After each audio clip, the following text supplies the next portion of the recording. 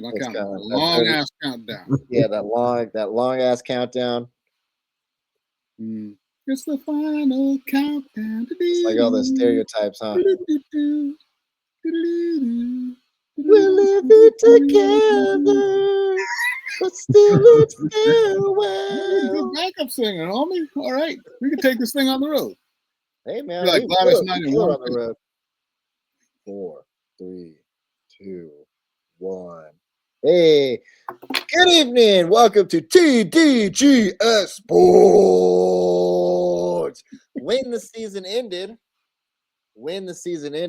the question was, where would Max Crosby start to move to, right? The Raiders were talking about him, and that contract went up for grabs. And the question was, where was he going to go? Well, just this past week, we have finally figured out where he thought he was going to go, right? And so the question is what happened with this deal, and why did Max Crosby not get picked up by the Ravens? Well, you know what? I'm going to get to Easy E's analogy, which I think was beautiful. I'm going to have him repeat it here on the air. But anyways, I just think the Ravens did it. They did him dirty. That's just all you can say. I mean, they flew him in, and obviously they signed Trey Hamers in 12 hours, 13 hours after they nixed the deal. And what it was, when I look at it, he didn't actually truly fail the physical. They said he'd be fine, but it was a matter of, from what I understand, them saying, what would this actually shorten his career like 2, 3, 4 years down the road? That was kind of that fine line they were walking, but it stinks. All around, it just flat out stinks. That's just the way it is. And Max then having to go back and act like, oh my God, I'm a Raider again. I'm so happy. E, you had the best analogy for that, man. Go ahead, let's share it. The from a fan standpoint, it's first analogy. He's a sports. He can't be a fan. He got to be a sports analyst. I know. Sports analyst. Fan. If I'm a Raiders fan, I'm thinking that was a ploy that the Ravens had all along, because it's the timing of the whole thing. We had you, and before Wednesday, 4 o'clock, before it became official, we say no deal. And 10 hours later, we sign Trey Hendrickson, right, and we bring him in. But on the Raiders side, my analogy was that's like having divorce papers with your wife. Everything was agreed upon. We're going to separate. We divided everything. Everything was perfectly fine. Take the papers to the courthouse, and the judge says, we can't divorce you now. We have to wait. And then you sit down, and you have to wait till another court date. So you have to go back and live with your ex-wife until the court finds a date to divorce you, to make it official. Right. So they can say divorced during COVID, brother. Come on now. They can say whatever they want, beautiful. But when they agree to separate, right, and now they're agreeing to go get back together. No, I smell a dead rat somewhere. Yeah, something's rotten in Denmark, and now they're just trying to save face, because the Raiders are trying to save face because they're waiting for another team to give them 2 first-round picks or something close to a first and a second. That's a good point, right? But the question is now, I know I keep getting close to the screen, like I'm trying to jump through the screen here, but the question is now, though, he didn't make the cut with the Ravens, right? Will the Raiders really think about getting something from that trade, right? It's like he didn't make the Ravens. He was in the room with the Ravens. Then they said, no, we're not going to take you. A couple days later, the GM says, oh, it really hurt me that we couldn't take, Max Crosby. But the question is what are the other teams thinking? Are the Raiders really going to try, they're going to stick with that 2 first round or even, 1 first round, 1 second round draft pick when Max Crosby has essentially his legacy for whatever he's done leading up to this moment, which he's a great defensive end. I think he would be fit for a lot of good teams.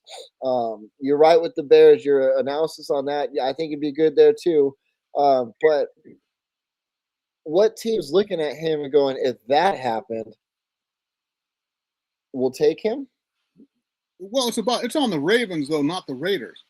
The Ravens are the ones who nixed the deal, so you got to wonder how teams are going to be when it comes to negotiating with the Ravens going forward. Because to do that and then yank the rug after you already, and also after they had signed Linderbaum, that was the thing about it. They done what they had said as far as clearing cap space and everything, signed Linderbaum, and then that's Tyler Linderbaum, the former center for the Baltimore Ravens. Is there any connection there? I don't know. There's a little bit of a missing match. Is there the smell of urine in the air? A little bit, yeah. We'll take a smell of urine. Definitely not the smell of team spirit, right? Come on. Yeah, in the morning. They were a bit salty, but I think that from the Raiders' standpoint, they have to look back. I honestly think that at some point they're gonna trade Max Crosby. Yeah, but if they keep him, they're gonna have to look at, because right now their draft pick is Mendoza. That's what they're looking at. Right now they're building already because their draft pick is going to be Mendoza. I think it should be a waste of a draft pick, but they're picking Mendoza. They're going with they're building. That's why they signed Linderbaum. That's why they're building around their offense is to build around Mendoza. Can they afford to keep Max Crosby? Well, they have a great defense. They keep a good defense to support their offense that they're building. Now, if they find a trading partner for Max Crosby, they're going to jump all over it. And if it's something that's going to benefit them, they get 2 draft picks out of it, whether it's a first round and a second round, or somebody is crazy enough to give them 2 first rounds, because that was crazy from the Ravens from the get-go. I think the Ravens just got cold feet and they said they jump backwards. But now, what I think that should come out of it is, I think that teams, before they agree to a trade, when it's a player like Crosby, who's a superstar, but had his surgery, they should have to be able to do a physical or something prior to agreeing on, so that to avoid this to happen. They should have access to doing a physical, and then when you agree, and if they, like right now, if they agree on this deal, there should be some kind of penalty for the Ravens for pulling out. If you pull out, you lose a draft pick, some kind of monetary compensation, something to penalize, to avoid having this to happen in the future. Because right now, the Raiders committed to a lot of money in, because they thought that this was a done deal. So they committed a lot of money in other players, building their roster, thinking that they're no longer having Max Crosby. Yeah. You know what? The worst part is, I remember back when pulling out early was a good thing. Right. Just say it's no. This one is more like gravity, right? If like gravity takes care of that problem. Anyway, if we look at this though, like, hear me out though. Come on, forehead. Five head. Come on, let's rock and roll. If we look at Crosby, right, and for me in my mind, right, is that if you say you really believe the physical problem, right? If you say, well, we don't know if this is going to shorten his season or shorten his career right here, right? I'm looking at the other side of the football and looking at Lamar Jackson, who for the first time in his career last season finished the season. He didn't make it to the postseason games, right? But I'm looking at Max Crosby on their side of the ball. I'm not asking the physical problem, because I know that Max Crosby, what did we say? He missed 2 games last season or whatever. It's like, we know Max Crosby is going to be there in the postseason and so it seems silly to me when they have a quarterback who hasn't made the postseason, then they go, oh man, we are worried about this guy. It's like, we weren't worried with Lamar Jackson the past 5 years, but now we're worried all of a sudden about not making the postseason. Yeah, like I said, something stinks. Yeah, you're giving up a weapon who is, I would say I'm not gonna say way better. I'd say has different strengths as a defensive end versus Trey Hendrickson, right? Trey Hendrickson is not somebody that you would sit there and go, right off the bat, remember him like Crosby. Crosby's he does the post, game interviews with the cigar, and he walks around showing all the tattoos off and stuff, and we know him, we know his story, we all like that comeback story with his life, but it's like you're getting a better product with Crosby versus Trey Hendrickson, right? Why are we asking now about physical? Well, you know what? It's okay. Comparing those two, it's almost like a little bit lesser about comparing Myles Garrett to Micah Parsons. That's really what it is when you compare Max Crosby to Trey Hendrickson. But you know what? I like Trey Hendrickson. What I like is the diversity side of it, because up until now, I did not know that there was pure white dudes named Trey. I didn't. I never heard of it. Did you ever heard of that before? Seriously. And that's our place in unity, right? Sports is unity, brother. Come on now. But this is my conspiracy theory. My conspiracy theory is that the Ravens pull out of the deal when the Raiders signed Linderbaum, because they now they have to rebuild that offensive line, which was hurting last year, by the way. That's why Lamar Jackson was hurting, because they were getting easier to Lamar Jackson, and that's why he got hurt, because their offensive line was lacking. Now you lose a three-time Pro Bowler. The one guy, but their dignity was hurt to begin with, right? It's because look at Derrick Henry, comes out fumbling the first or second game. I understand, but now you have a new coach. Lamar Jackson's got problems. But you have a new coach, so you're trying to build, and you were hoping to get Crosby and be able to sign Linderbaum. This is my conspiracy theory. Okay, we'll take it. Now when you lose Linderbaum, I'm thinking I'm the Ravens. I lose Linderbaum, and now I need my 2 draft picks back to get somebody. Mm-hmm. So now, but Trey Henderson, who can give me somewhat of what Crosby can give me, right? So I'm nixing the deal. I'm getting my 2 draft picks, because now I have to build my O-line back, and I get somebody in, and I sign him for 4 years, $112 million. A guy that's going to give me that edge, an outside edge that's going to give me disrupt the passer. So I'm saving what I was going to say with Max Crosby. I get my 2 draft picks back. I can rebuild my offensive line and give Lamar Jackson some support, which is going to be much needed. That's my conspiracy theory. That's what I think broke the deal for, and not there was no need, because Max Crosby is going to be a beast. Right. I agree. He's young enough to. He's going to fully recover. He's going to be disruptive for years to come. Not he has 4 years left. 4 years. You can't predict how long he's going to have left. No, and that's the same way with everyone. They could be healthy as all get out, play one game, and they could end their career, right?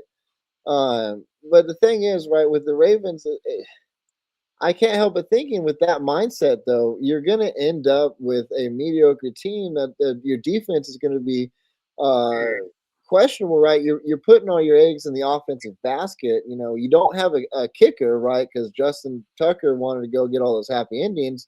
You don't have a kicker, right? So you can't finish what the offense starts anyway, whether it's field goals or PAT. You got a quarterback who I would argue heavily, and I'm going to put money down right now. $5 says he doesn't play in the postseason again. You have Derrick Henry, right? It's like, it's not the line.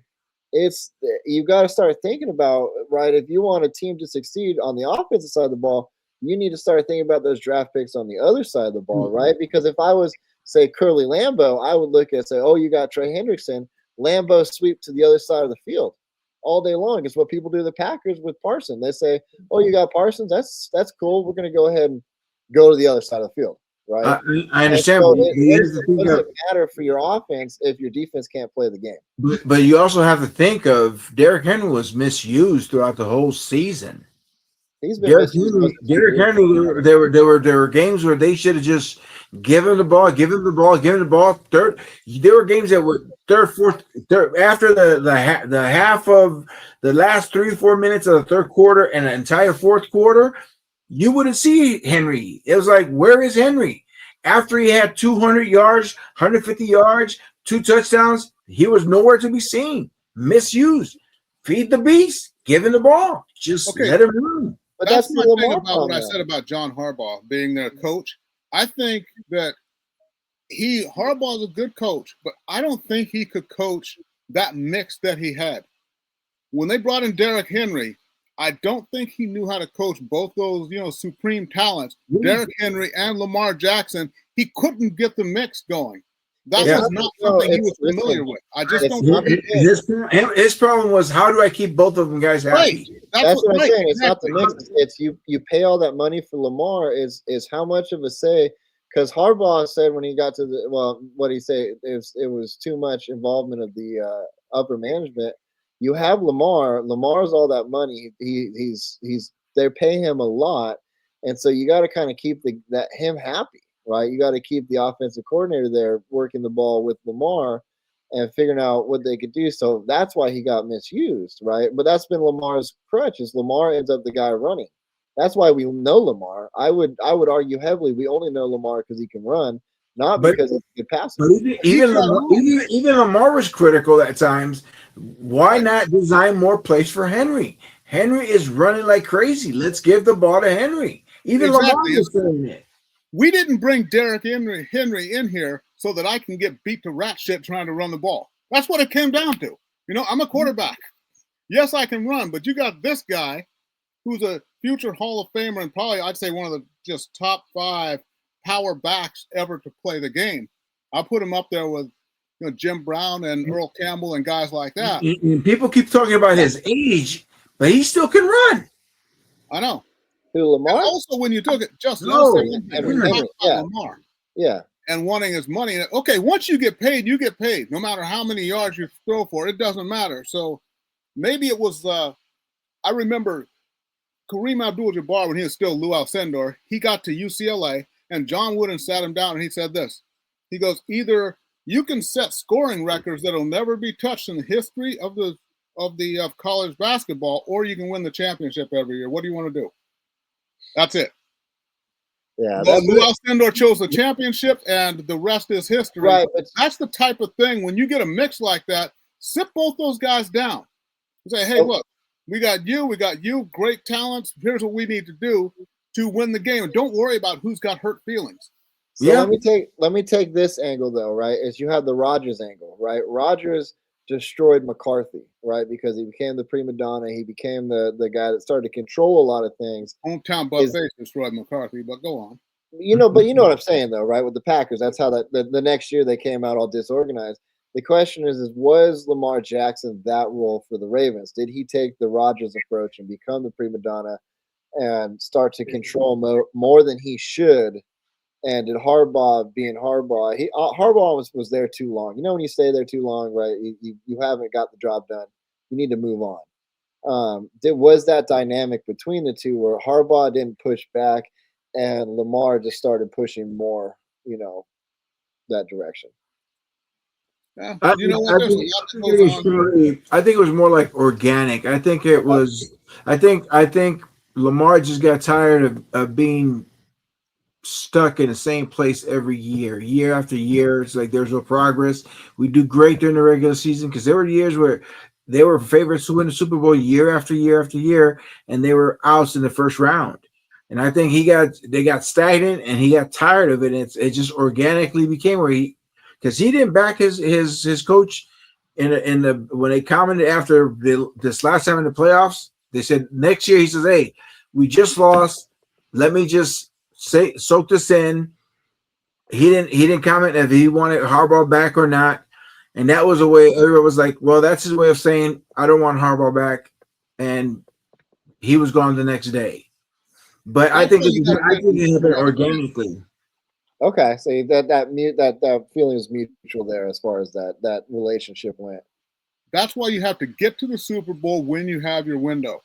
That's it. They should have gone. Everyone knows they should have gone the year before when Mark Andrews fumbled and all that stuff. They should have gone. They should have gone, and they didn't. Now you're in this weird type of no man's land. That's why when it's your window, you have to go like Seattle did last year. Seattle went. Now Walker's gone. Now the team, there's some pieces that are leaving. Will they ever get back? Who knows? But in their window, they got there and they won it. That's the thing. Yeah, they've lost quite a few pieces because they lost quite a few defensive pieces too. Exactly. So losing defensive pieces, I'm still wondering why didn't they sign Walker? Where was the? And they added cap space this year too. So it doesn't. Something going on there in Seattle that doesn't make a lot. I think it's a program change. I think it's a program change. I don't necessarily think that they saw him fitting in. Same thing with Marshawn Lynch. I don't think they saw him fitting in anymore. What about the other guys leaving though? It's the other guys that have left. So they need to go with Charbonnet to carry the whole load. The guy who couldn't finish the season, even as part of a 1-2 punch. Now they're going to rely on Charbonnet to be the featured back. That's a good point. And they lost some defensive members too, right? Yeah. Somebody went to I think the Bears, right? Yeah, but he's going. They're probably going to pick up Rico Dowdle. I think they're going to pick up Rico Dowdle. He went to the. Has he signed yet? Yeah, he went to the. Who did he go to? But you know what? Everyone has to be happy about. One, I wear the Carolina hat because it's March Madness coming up, but really it's about finally my Dolphins are out of the Tua era. It's over. God bless the Green Bay Packers because they signed Jordan Love for all that money, so they couldn't keep the quarterback they needed to. Now we have Malik Willis, and oh my God, the Tua era is over. And the Atlanta Falcons, even though it was but how are they going to sign Michael Penix? They got Michael Penix, who is their future, even though he's on his third ACL tear in 8 years. And then they're going to sign Tua, who we know, right? Tua, we know about him. I don't know what's going on in Atlanta. They seem so close to turning the corner, and now. No, I think that. So I think the GM. I think he's got a problem, right? Because it's like they almost are relying on Penix, and I'm gonna come back to Miami. But they almost relying on Penix so much, but they're like, it's his third ACL. We better get someone. I didn't know he had two in college. It's like you get Kirk Cousins, right? It's like who thought that was going to be a one, right? But it's like, why are you investing in this quarterback, but then you also had to invest in another one because at some point Penix is not a good deal, and you really got to let go of Penix. You got to say, well, we can't rely on you, and so to bring in Tua with that mix, it's like you have a guy you can't really rely on who, in my opinion, hasn't performed like he should. And then you have Tua who doesn't perform at all. I guess the easiest thing is that same blue house that he has will be on the sideline. I would have had my reservations drafting Penix. I didn't know personally. I didn't know he'd had 2 ACLs in college. Had I known that and been the GM, that would have given me pause because it's like you can't hold up against the boys. How are you going to hold up against the men? Playing at NFL level. They're going to come at you twice as hard. Yeah, that's the point. I think with Penix, I think the thing that Atlanta's thinking is Penix. The only thing that I can think of is that Tua is left-handed, Penix is left-handed. That's a left-handed backup because all the plays that way it doesn't get the receivers confused. They see the ball coming from a left-handed guy. That's the only thing I can think of. Yeah, so that makes as much sense. You're trading a confused receiving core for a confused quarterback. Come on now, that guy. Look at Tua's face every time he's just on the sideline. That dude has no idea what's going on at all, and you're gonna get that guy who even Chris Collinsworth said, "I have no really words for what's happening." You know who I feel bad for. 2 guys, London and Bijan Robinson, because it's like that's a waste of talent. That's a waste of talent right here.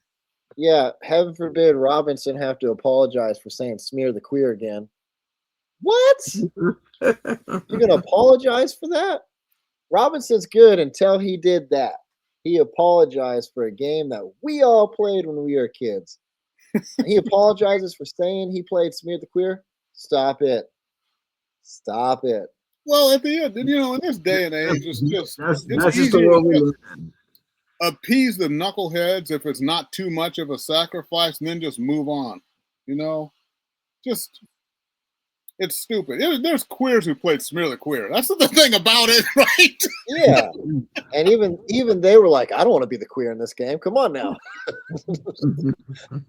Well, everybody wanted to be the queer at some point because, having everybody chase you was part of the fun until they dogpiled on you and you couldn't breathe.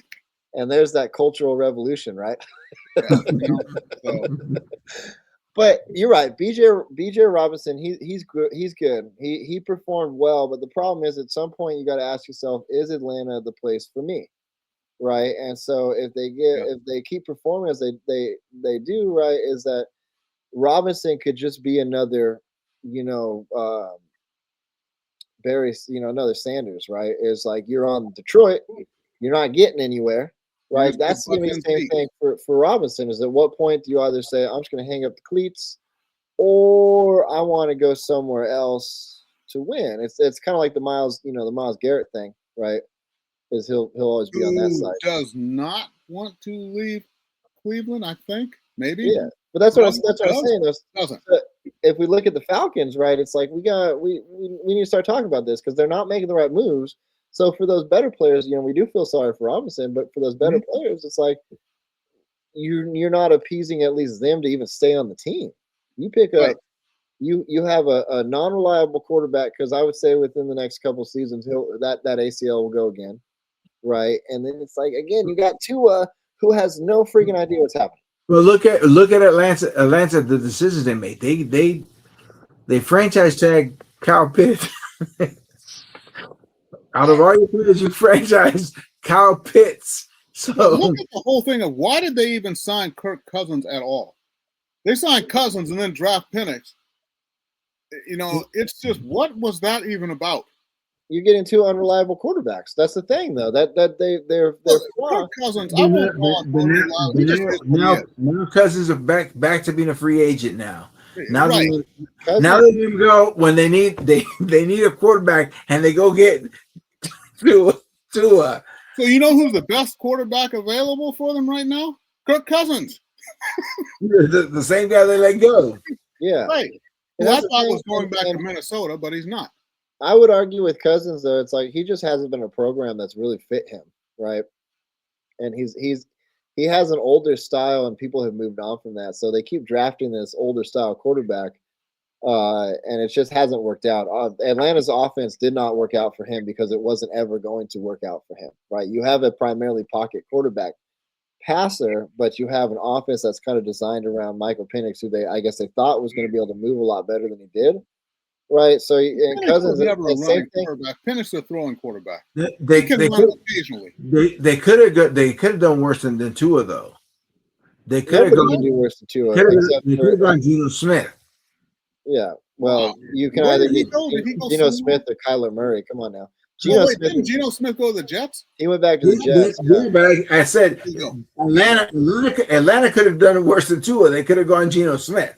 Yeah, or they could have traded for Love too. That would have been a bad deal. Yeah, Geno Smith. And I saw that trade too. It's like in the realm of I've talked about this for the past 10 episodes now, and I want to continue to talk about this. Is we have a quarterback class that just sucks. Most of these guys aren't performing. You have Geno Smith's not part of it, but you have quarterbacks now playing. Geno Smith goes to the Jets. He sucked in the Raiders. He sucked everywhere else. Went back to the Jets, and he sucked slightly less than the other quarterbacks that were playing around him.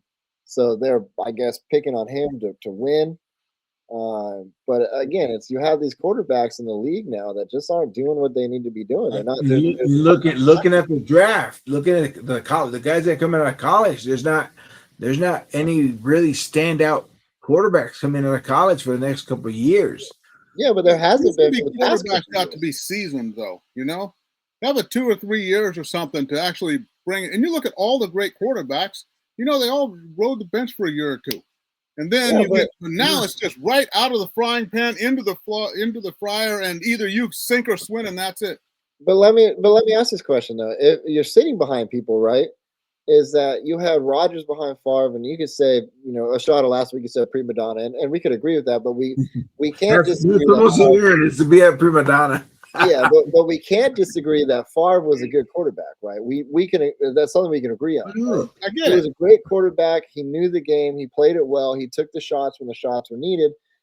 except for when he got old, then those shots became interceptions. But right, no, shaped, the shots became those. yeah, but he shaped Rodgers, right? But Rodgers also opened himself up to watching that, observing, making sure he was in line with Favre to analyze the same game, right? So I got to ask though, there's no quarterbacks like that right now. You're not going to grudgingly shape Rodgers. I agree. I remember him saying, "It is not my job to get Aaron Rodgers ready to play football." And that's the same thing with Rodgers. Rodgers is not willing, and in Rodgers' mind, he still can play for 10 more years. So he doesn't want to mold the next great thing. So he doesn't want to be a mentor to nobody. He wants to play. Right. Rodgers needs to watch tapes of himself because I don't think he understands just how slow he is now. Yeah, it's like the spirit is willing, but the flesh is weak. I'm gonna tell you this right now. He can still run faster than Jordan Love. Come on now. He's still got it. Again for Malik Willis. Yeah, Malik Willis is a great quarterback. But that's the point, though. So you say they sit behind people to shape them up. The problem is like, who are you going to have a quarterback sit behind? Geno Smith? Well, what I mean is some of these prospects that come out, like with the kid the Raiders are going to get, and he's going to have to go out there and play a game that's 3 times as fast as what he's used to against and have hopefully a decent offensive line, but he's going to have to learn. He's going to throw through tighter windows. Everything that you did in college, it's like you can take that in half and hope you can do those things. The windows that were yay big are now this big. That's the thing when it comes to playing quarterback or playing any position at the pro level. And that's what I remember Merrill Hodge talking about his first carry as a professional football player. He took the handoff and he says, that hole opened and closed quicker than anything I'd ever seen. Yeah, but that's a lot of guys can't even get to the line. But that's the point, though, right? Is that's why we're having to pick up late in the season Phillip Rivers. We're having to get Joe Flacco back, right? We're having to keep Kirk Cousins around because we're not sure if that knowledge of the game is going to leave when he leaves, right? And it's like you talk about Joe Flacco. I think guys like Joe Flacco, Big Red, those guys are good to have on your team because look at what happened with Bryce Young. Having Big Red on the team, actually sitting Bryce Young, he came back a better quarterback, better understanding of what to do, and he had Carolina playing. He was balling with Carolina after they benched him. Yeah, he opened himself up to that idea. He said, "I got benched. I need to play better." And guess what? I enjoyed watching Bryce Young play this year. I did. But you don't have many quarterbacks that are willing to mentor like a Big Red, like a Joe Flacco, because he's now everybody wants to be. It's that Tom Brady, as great as he was never to be a mentor to anybody coming up and coming. Because when Garoppolo was supposed to be the next big thing, he made them trade him. He made them trade him. Yeah, it's like I want you have the greats. They want to be the great ones. When was the last time you had? Even when Joe Montana. Remember when they traded Joe Montana to Kansas City? Because it was Kansas City. It was him and Steve Young. Yeah. And Steve Young was the next big thing. And Joe Montana said, "Nope, can't. 2 of us can't be here." They said, "Okay, bye. Thank you for your championship years." But then let's look at the opposite scale, right? We don't have people quarterbacks don't want to mentor, right? But at the same time, younger quarterbacks don't want to be mentored because they want to be the Tom Brady's, they want to be the the Joe Montana or the Montanas and the Namaths and stuff, right? But so you have these players that don't even like Kyler Murray, right? We're going to move on to him here. Is that he doesn't even watch game film. They had to put something in his contract, which then they had to take out because of what he tried to say, is that it was only there because of who he was externally. But the problem is like, so you don't have guys that want to be mentored, you don't have people that can mentor people, and you don't have people that even watch game film. It's like we're at a huge work ethic problem where it's like, at what point do we say, the Bart Stars are starting to look really good compared to these new players who don't want to even get coached. But that I go back to what Sir Charles was saying earlier about John Wooden. It has to come from the coach. The coach sits down with the player, and it's, what do you want to do? Do you want to be the guy that's going to have all your stats? Is it all about you, or is it about the team? Because part of being with the team is watching film, understanding what your purpose is here, understanding how to connect with the other players, understanding how to be a team player and how to play with the team. Know your guys, know the plays. Yeah. Do you want to be here or not? I agree with that one. I agree with that one but Wooden had a good idea. He would tell people that, hey, you're only good for passing, right? You're the guy that gets the ball to pass the ball. Exactly. Right? But the problem is that so if we go for football, we got the Curly Lambos who wouldn't make it in this league because they would say crap like that, right? Then you have a problem is that the players don't like him, which again, the 62, 63, 64 Packers hated him because he was so upfront and honest, right? But how long would coaches stay around if they start telling the truth? If they start saying, no, this is how it is, you either are here or you get the hell out of here. As long as they're winning, this way. Look at Mike Tomlin. As long as they're winning and bringing winning seasons, they'll stay as long as they can. Right. Because you're bringing that culture, you have a purpose. Because you can have two players that are great at two things or different things, or great at the same thing. But you know what? You both are good at blocking. But I need you to tackle because you're better at tackling than him. So I need him to block. I need you to tackle.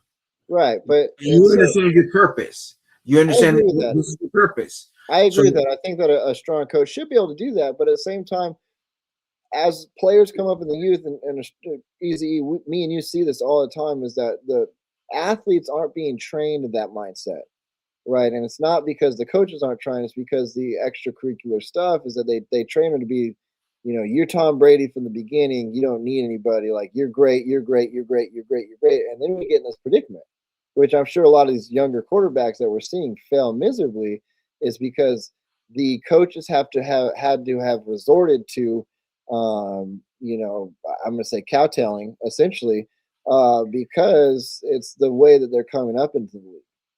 Right. So you don't want to be too mean or hurt somebody's feeling because they're going to have to go find a safe space at some point. But the players that separate themselves, the good ones from the great ones are those that have great coaches and they understand their purpose and understand what they need to do. And because look at like Patrick Mahomes. Patrick Mahomes, he understands clearly whatever Reed needs him to do. You want me to be a pocket quarterback? You want me to run? Whatever you need me to do, because you have the vision of how the team is going to win.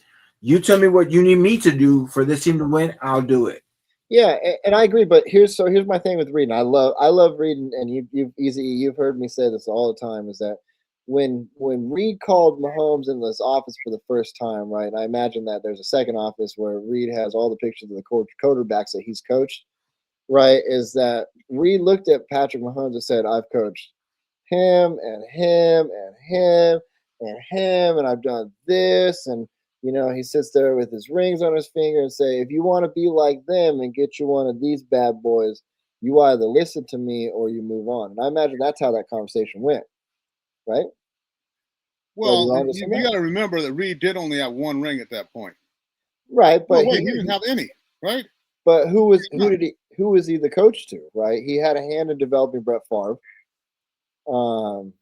So he had a hand in developing a lot of these guys, right? And he had a hand in kicking Donovan McNabb off the Eagles, which was the best thing in the world, right? He probably said, sorry. But Reed had the recipe. He knew how to develop players. He still does. Yeah. Well, okay. You know what? I'm going to say this. Andy Reid, it took him a while to become. We'll go ahead and call it that. Like I say, no one remembers when Bill Belichick coached in Cleveland. And I'm going to tell you, when Reid got to Kansas City, that was when he actually became the Andy Reid that we know now. That was not the same guy who coached in Philadelphia. No. It's not. Yeah. You can say all you want about Donovan McNabb, who was a terrible choke artist. I know he was. But Andy Reid, the decision-making, the clock management, all those things are different when he was in KC, and how much of that was, due to him and Eric Bieniemy being together and vibing together. Maybe that was a perfect mix too. Became in Kansas City. I would take that further because wasn't he? Now I could be wrong. You can check me and fact check me, and I'm okay with that. Wasn't he part of Mike Holmgren's coaching staff though? Reid did. Yes. Was, right? Yeah. So he also kind of got a kickstart from a really you can disagree with me again, but from a really good coach who had a good program, who That's took true. that You mean team the where they guy needed to who go. actually?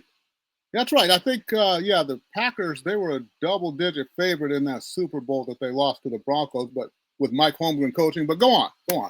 But that's what I'm saying though. That they had a good program, a good recipe. So he kind of watched a good coach, and then he I guess you're right. He did Philadelphia versus Kansas City. Philadelphia, he didn't have it, but he also had to deal with Campbell Soup, with Donovan McNabb, right? McNabb, and he had Terrell Owens for a little bit too. Yeah. But he had to develop. So he had that was his learning, because he developed as a coach too. He became great in Kansas City. He learned how to deal with people. He learned how to develop staff. He learned how to manage egos. That was his stepping stone in Philadelphia, was how to manage egos, because he had So he had two of the biggest egos in Philadelphia.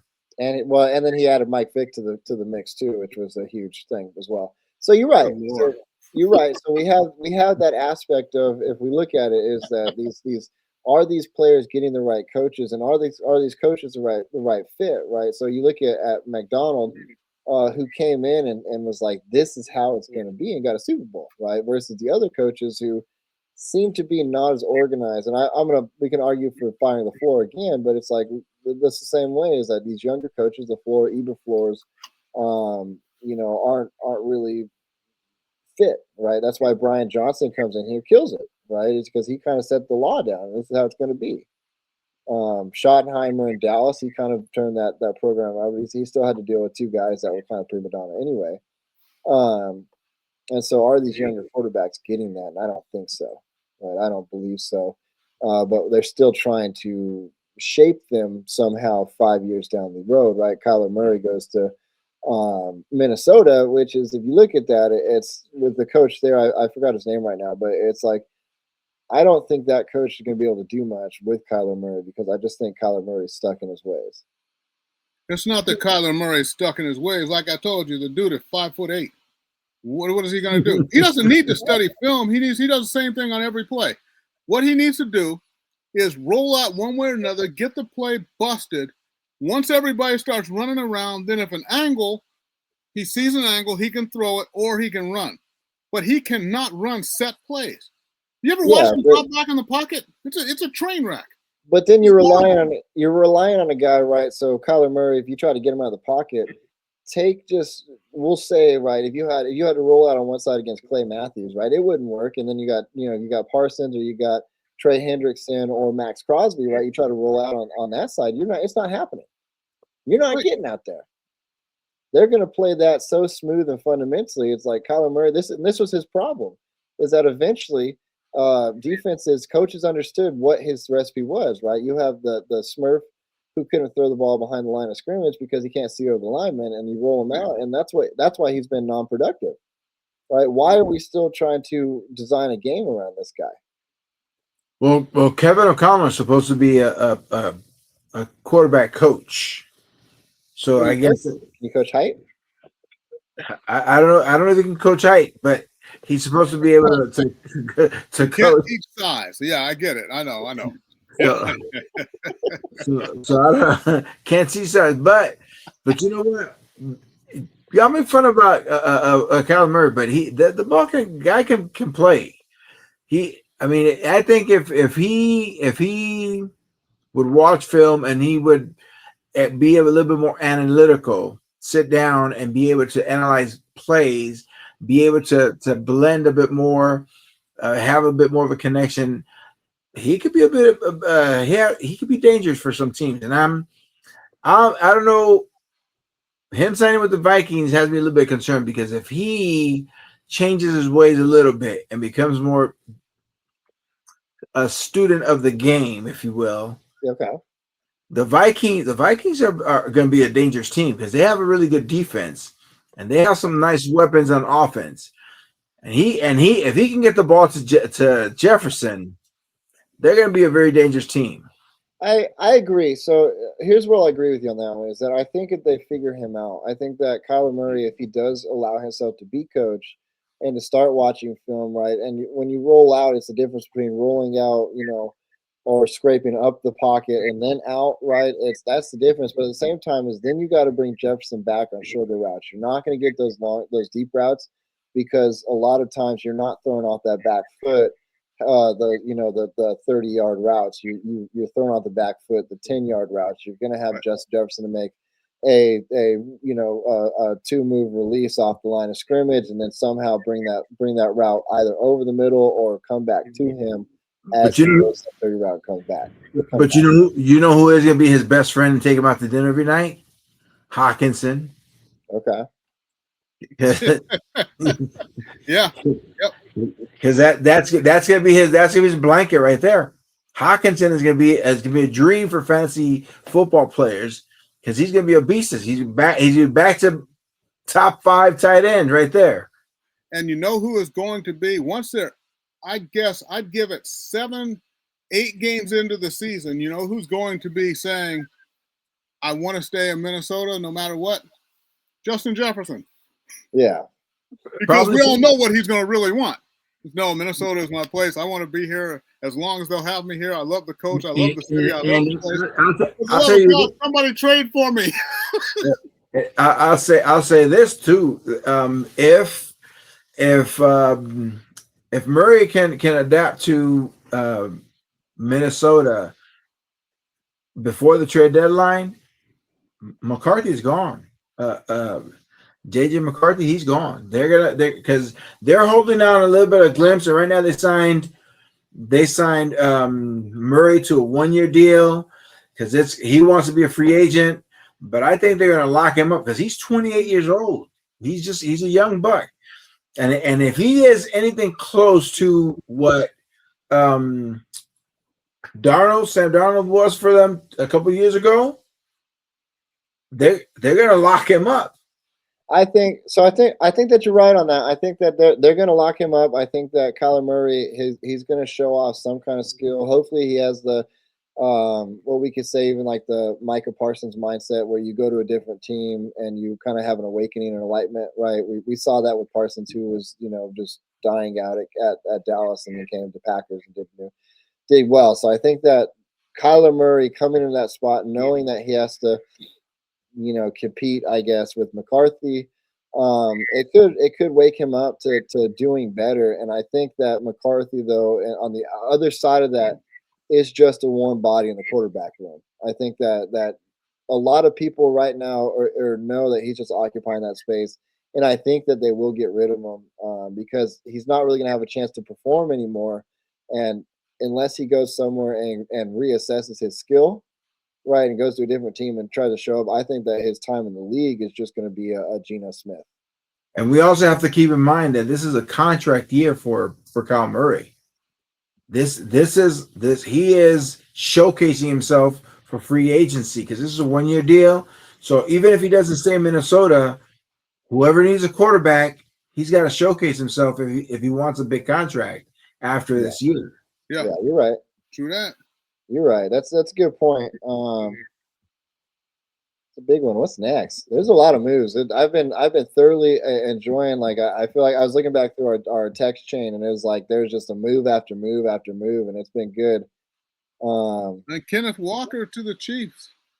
That's an interesting one for me. I think is he reshaping their game plan to help Patrick Mahomes out more? Are you trying to do a 2-back set with Pacheco? Right. Pacheco's gone. Pacheco is gone. He's gone? He's gone, homie. Did I miss that? I missed that move? Yo. Pacheco and Hunt both are gone. They didn't they pick up somebody from Fresno State 2 years ago? Pacheco actually went to the Lions. Pacheco is Montgomery is gone. Montgomery was traded. Yeah. And then the Lions picked up Pacheco. Yeah. When did that happen? Very fluid situation. It happened yesterday, 2 days ago? Okay. I thought I was talking about Pacheco last week, and then he already had been traded. All right. So I missed that move, and did you guys not put that in the text chain? Did I miss that? I Did that memo? You did that? Yeah, Justin, you're still not putting cover sheets on your TPS reports, are you? No. Jeez. I gotta look at that. I'm sorry. So anyway, so I get Pacheco gone. So I guess they're not changing the game plan because they're just gonna fill in Kenneth Walker with that. But it's the question: are they doing a more power run from there?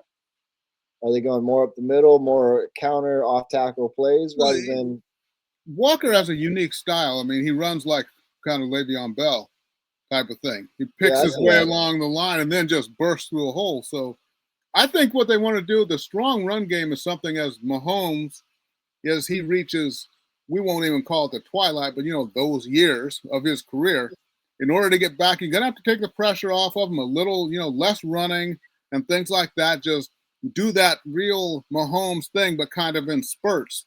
And to do that, you're going to have someone like Walker to take the pressure off and someone who can get the short yardage when they need it. As, Travis Kelce definitely in his twilight too.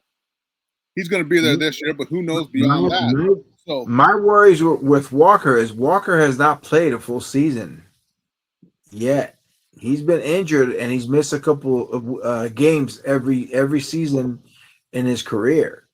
And to give him a full load like that, especially in KC where they're not a finesse type of running game. They're a powerhouse running game. They were.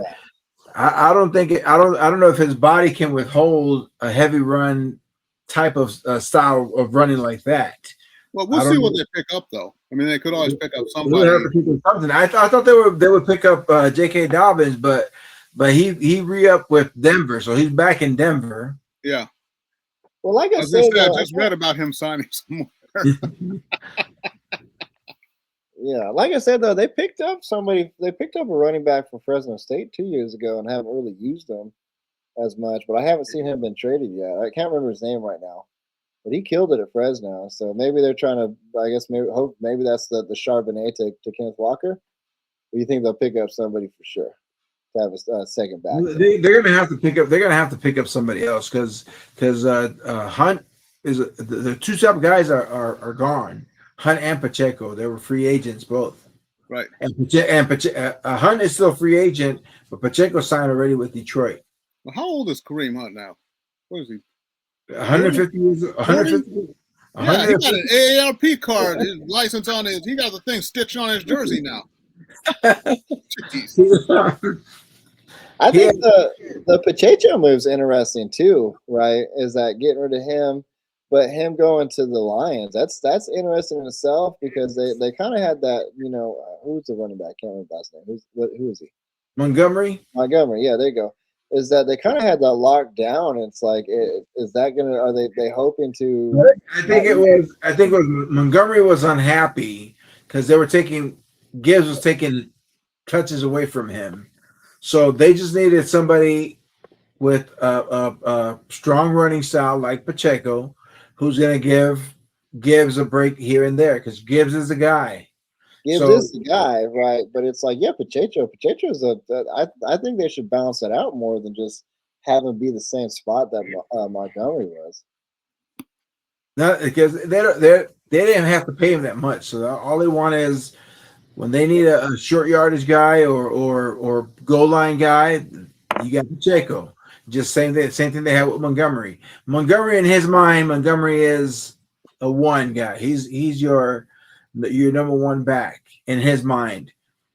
But he's more on the backside of his career than on the top side. So that's true. So he's gonna be same thing with Swift. You know the guy that's gonna be a beast that I'm excited to see, and I hate the Raiders for picking him because I was excited the Bears are gonna pick him. Is Ashton Jeanty. Ashton Jeanty when that kid is gonna be special. Yeah. And with the Raiders picking up Linderbaum and solidifying that offensive line, it's gonna be just give the ball to Jeanty, and that kid is going to be running like crazy this year. Yeah. Well, I'm going to check it out firsthand, because I'm going to see the Dolphins play the Raiders in Vegas this year. Nice. So when Crosby sacks, that's a good matchup right there. Yeah, I think so. A-Chain versus Agenti. Let's see who gets the most yardage right there. Exactly. It doesn't matter, man. Malik Will's going to come in there and tear out the Raiders. He's going to tear them up. I feel sorry for your Packers, man. Sounds like you've already resigned. That brings me to my next thing. It's the Packers didn't necessarily make all the right moves, but man, they made some good moves recently. Okay, so let's look at the fact that Romeo Doubs out of there. Thank God, right? That dude should have been fired before you say anything about Romeo Doubs, I'm kind of disappointed. We're almost 1 hour into this podcast, and no mentions of Lafleur, no mention of. So I know you're right. He's over it. So Lafleur needs to fire Lafleur, for the love of God. Get rid of him. He has done almost nothing except for get to postseason and then lose in postseason. But they made up for it by getting rid of Rashad Gary. Right, that dude ran like he had just blocks on his feet because he couldn't move. Right, same thing with Quay Walker. Quay Walker was the guy who realized the ball was coming at him after it literally got to him. Right, and then Romeo Doubs, who showed up sometimes, but at the same time, you can't ever erase the mistake that you made on the hands team where that ball was 1 yard from the sideline, and rather than letting that thing roll out to end the game, you freaking pick it up and you're afraid to grab the ball. You're so afraid that the ball bounces off you like an idiot. So that move made up for not firing Lafleur right now. Next week, I hope that I get that text message that says Lafleur is out and Love is out. But for right now, to get rid of Quay Walker, Rashad Gary, and Romeo Doubs, that's a reboot for the Packers already. I'm telling you. I have some Atlanta and Pepto Bismol. Any preference for the Auburn? Man, I'm telling you, bring back those guys. I'm telling you, bring back AJ Hawk, get them back. Come on now, let's get Nick Barnett, bring them back. Come on, let's rock and roll. Let's get back some old Packers guys at this point because they were all faster than Quay Walker and Rashad Gary on that side of the ball. At the same time, it's like Romeo Doubs, man, Donald Driver, Sterling Sharp. I don't care who it is from the go all the way back to Paul Horn again. Bring him back from the dead. Let's rock and roll. He can still do better than these receiver cores, except for Watson. He's the only hope right now. Let's bring him back. You're gonna bring them all back? Shit, man. Whatever helps us realize that Lafleur should be fired, absolutely. John Jefferson and James Lofton, yeah. Yeah, if I have to watch another game where we lose to the Bears, I'm gonna cry, and I think I'm gonna. It's coming. 2 more this next year. I'm gonna watch it next season. I'm sorry to say that, but until we get rid of the two main problems, right? Getting rid of the other problems on the other side of the ball is great, but at the same time, it's like, who do you have other than Parsons? Like, you need to clean up the whole defensive side. Because the Bears are going to do what they did last year on them. They're going to just have a 9,000 point comeback. Love is a problem. Lafleur, we have no defensive coordinator. Packers Love is always a problem, man. What? Love is always a problem, man. Yeah. Love gets you in trouble, man. What's love got to do with it? You know? Right. But it's I don't know. I guess it's hopefully this is a wake up call for the Packers here, especially when we got to watch the Bears, who are making good moves, by the way. They are. I'm excited. We're clogging up that defensive middle. Yeah. We picked up Gallimore from Indianapolis. We picked up Devin Bush from Cleveland, that linebacker, and then we picked up Kobe Bryant from Seattle. Yes, we make some good moves up the middle. So we're clogging out that defensive side. I told you we're going to make up some defensive moves this year. We're good on offense. Boosting up the defense. But still holding out for Max Crosby. That was smart for the Bears. That's it. That's it. You know what? Let's give them not Booker. Booker's a young. He's gonna be a young stud. Not Booker. We could give him Sweat and a first round draft pick and a third round draft pick for next year, and there we go. Bring Crosby home. Bring him home. You should go from Max Crosby to least Crosby, right? Yeah, I think Max Crosby a good fit. I think, but again, you guys recognized your problem, right? And you said we need some defensive guys. It's kind of our weakest link, especially rolling up the middle there. And so they made the moves. Why can't this? And this is my thing. Like that's a smart move at the end of the day. Out of all the moves that we have seen across the league, the Bears, I'm sorry to say this, they made the best ones.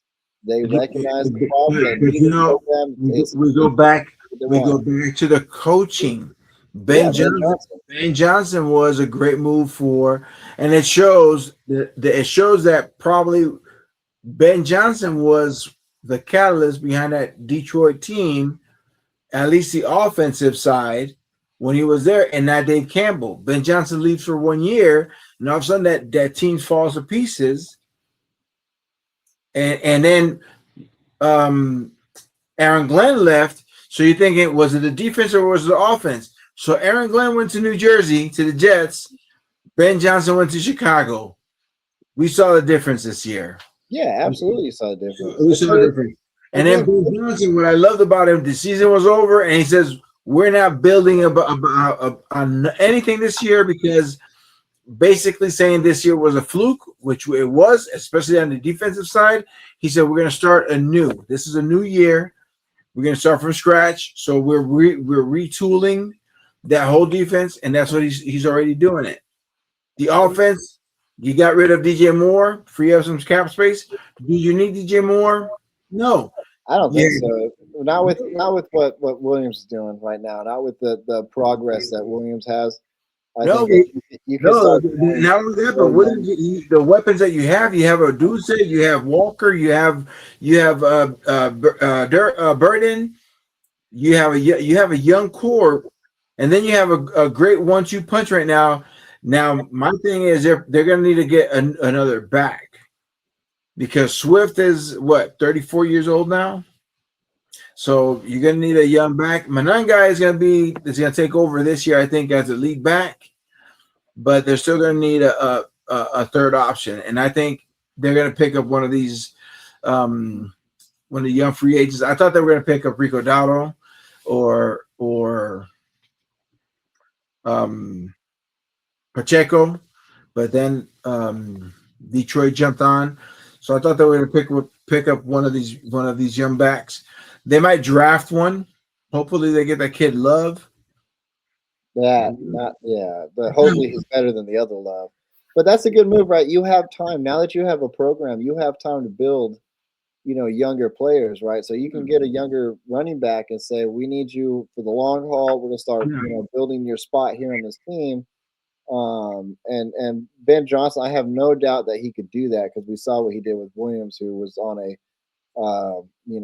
essentially a train backwards. There is that he got him on to the caliber that he should be playing at, the pre-Heisman Williams, what I like to say.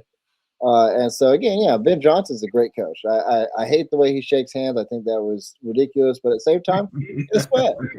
You are a good coach. I'll give him that. If you do shit like that, it's like you can. At the end of the day, it's maybe you can shake hands how you want to because you're a good coach. And that's going to be my second favorite NFC division to watch. I think the NFC West is going to be just incredible. Yeah, incredible. If Seattle doesn't take a big dive, but I think right. That's the thing. I don't think not yet. It's early, but I don't think Seattle has anything to.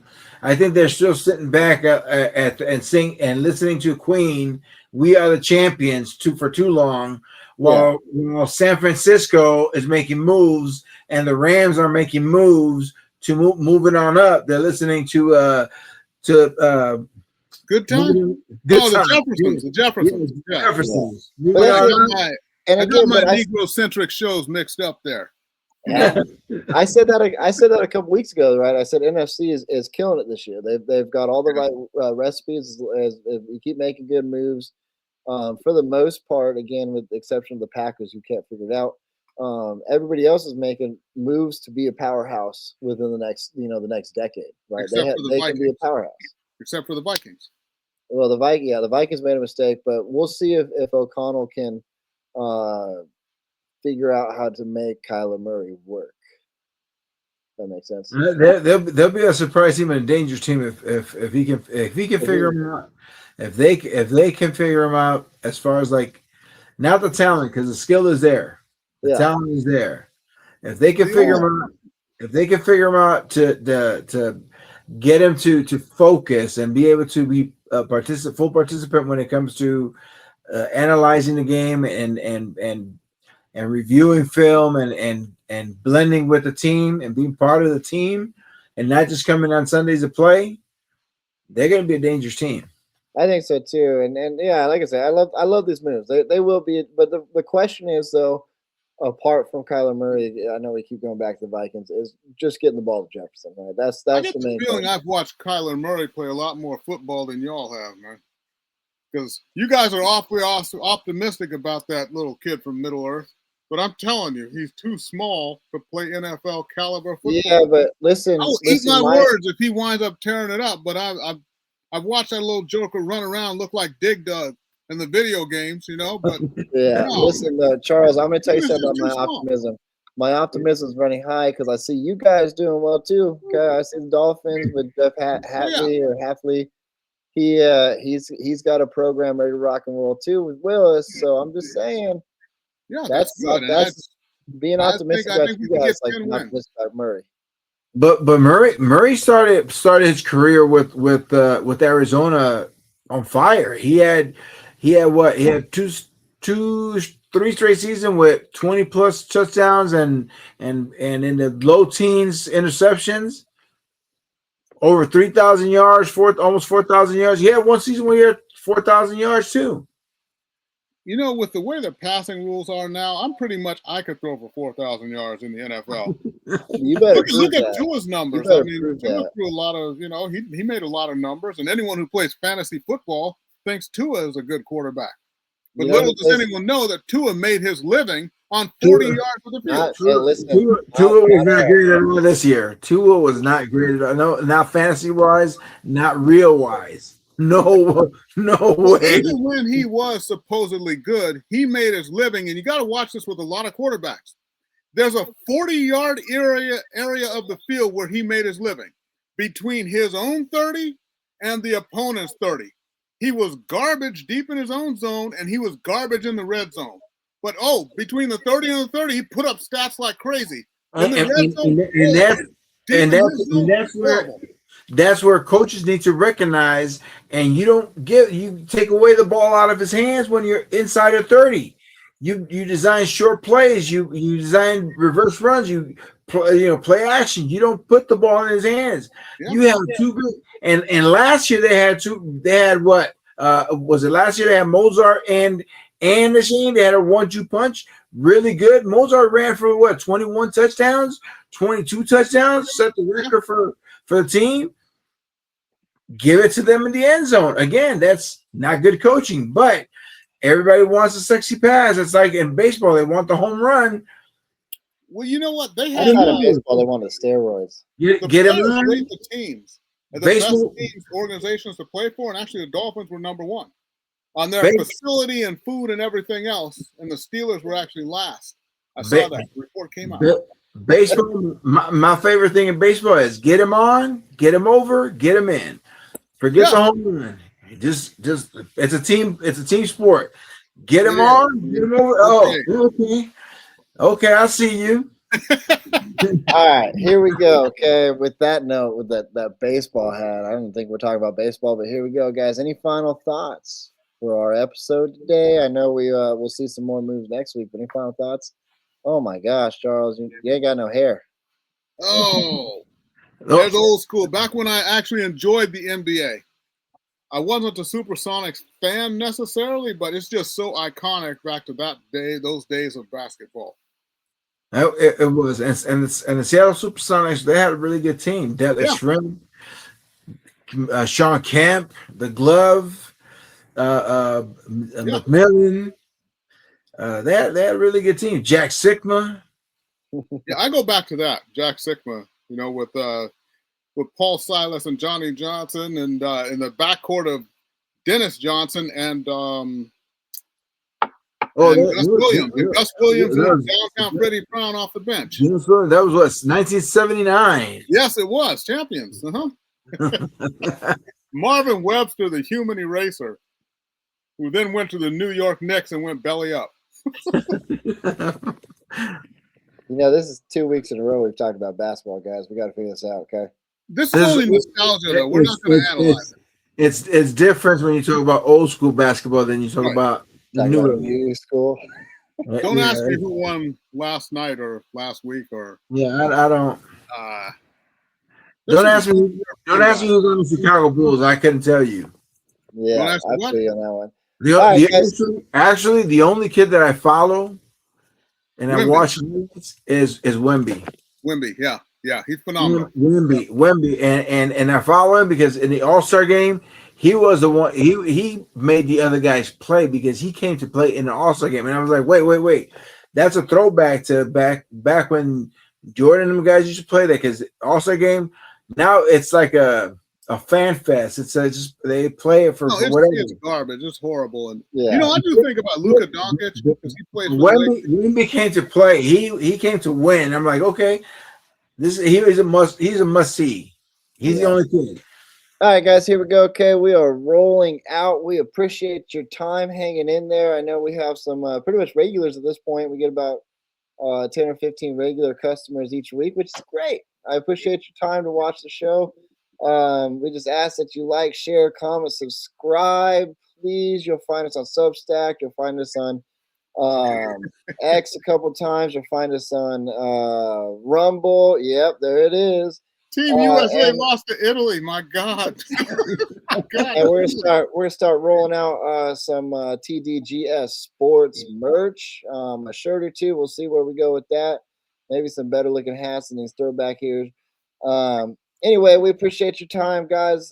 This was T.D.G.S. Sports. Thank you for tuning in. We will see you next week.